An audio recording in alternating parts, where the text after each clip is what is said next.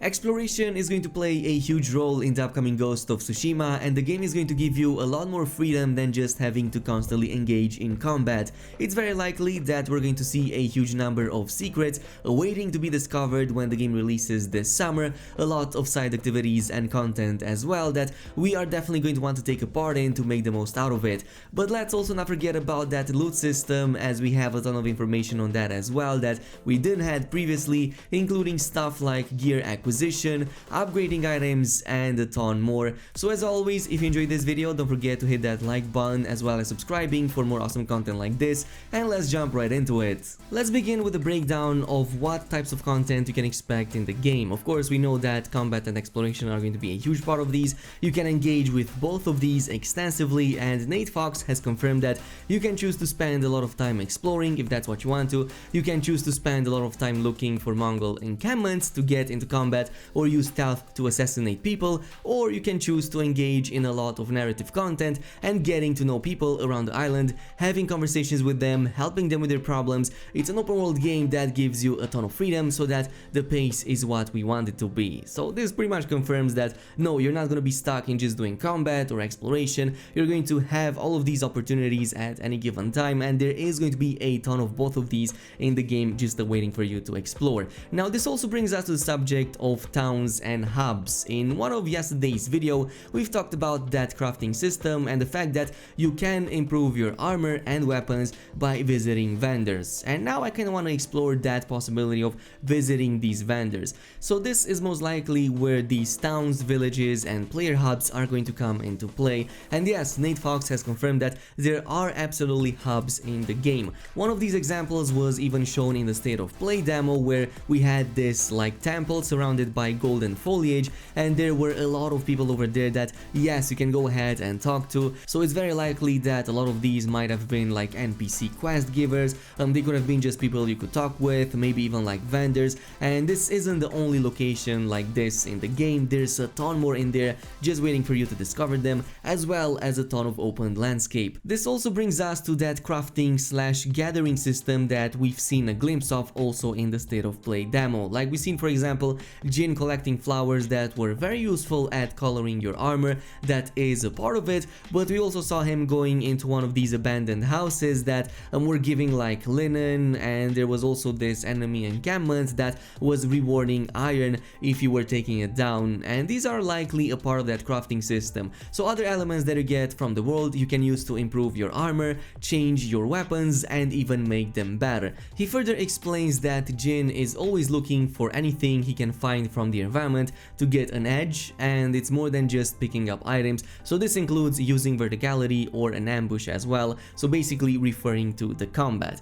Now we were talking about that crafting, gathering system, upgrading gear, but what about acquiring gear in the first place? That's something that hasn't actually been explored too much, and it wasn't shown at all in the state of play. Well, we do have an explanation on that as well. It is a first, and it actually does sound quite exciting. So no, the game isn't going to involve loot drops. It's been confirmed that there are no loot drops in the game, but don't worry, there's going to be a diverse way of acquiring loot and a lot of ways that's going to make it probably even better. At least in my opinion, I much more prefer this route that Sucker Punch has gone with. So again, Nate Fox clarifies, yes, this is not a game about loot drops. It is a game about story and exploration. So if you go on Jin's journey from Samurai to Ghost, you will get access to some abilities and some weapons, but if you really want the full diversity of possibilities, you have to explore, you have to meet side characters, you have to go places that you know you're not even told even exist. That is why the world is rewarding. We want to make sure that if you take the time, you get something from it that allows you to modify your playstyles.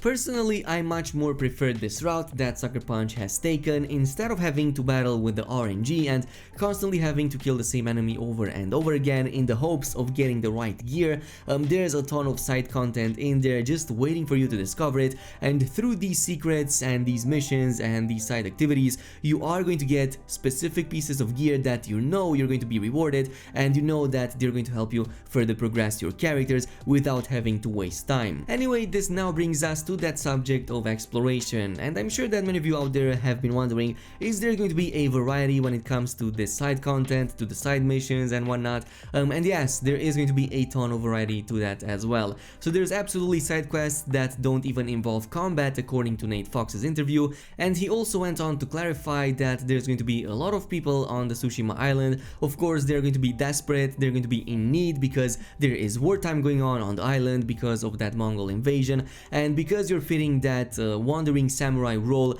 you are going to have those incentives to go in and help all of these people. You can also ignore them if that's what you want to, but going in and generally helping them is going to be rewarding, and it's not going to all be done through combat. I can totally see mission structures going on, like for example finding a lost family member, or finding somebody's pet, or just going in and helping somebody to rebuild following the wartime that is going on. But this also means that there is going to be a ton of missable content in the game as well. One of the big challenges of making a game like this, where we are looking to capture that wandering samurai experience, is being okay with the fact that not all of the things that we make, whether it be missions or abilities, are going to be seen by every player. This is the nature of giving people freedom, and this pretty much confirms it. We're gonna have a ton of that in the game, and you're going to definitely want to go in and explore it to make the most out of it. This also brings us to the other types of side content outside of the side missions, like for example stuff like fishing and other world building activities.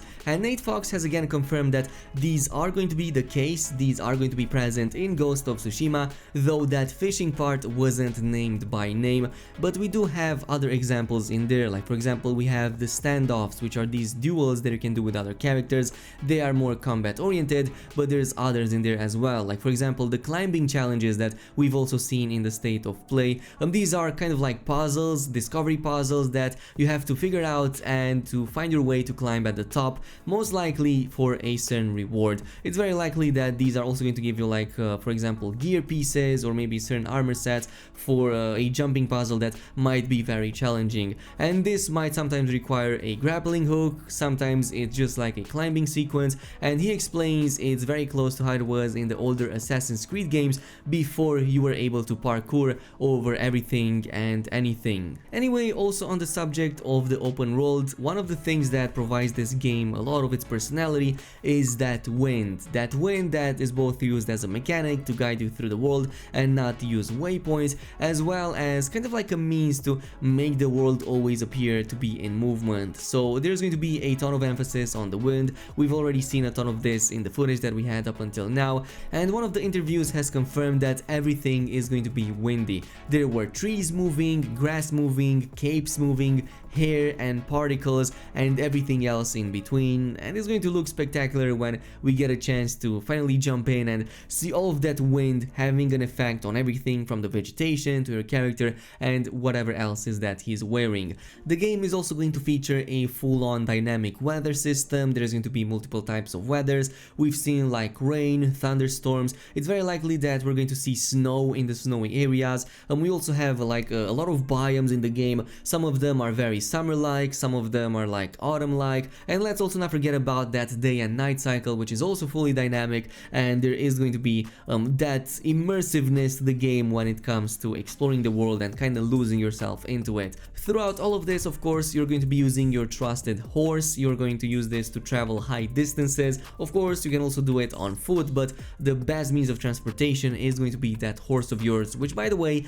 has been confirmed to not be able to die. So very similar to Witcher 3, to Assassin's Creed series, it's not going to be able to die, but he can get scared and he can run from enemies. Anyway, on a last final note, we have the effects of your legendary meter, or that way of the samurai, that way of the ghost that we've seen in the map menu, and this is going to affect not just like your abilities and what you're going to be able to unlock, but also the island itself and the way enemies and NPCs will react to you. So citizens will talk about you, become superstitious or even scared of you when you reach that ghost state, or thank you for fighting back against the Mongol invasion. It's kinda similar to how it was in Infamous with the morality system, except it's not going to lock you in that binary choice between good and evil, according to the interview. And also, of course, we saw that reaction from one of the enemies. They can get scared when you have a high ghost level, so once you progress through the game, you can actually scare enemies and make them run for their lives.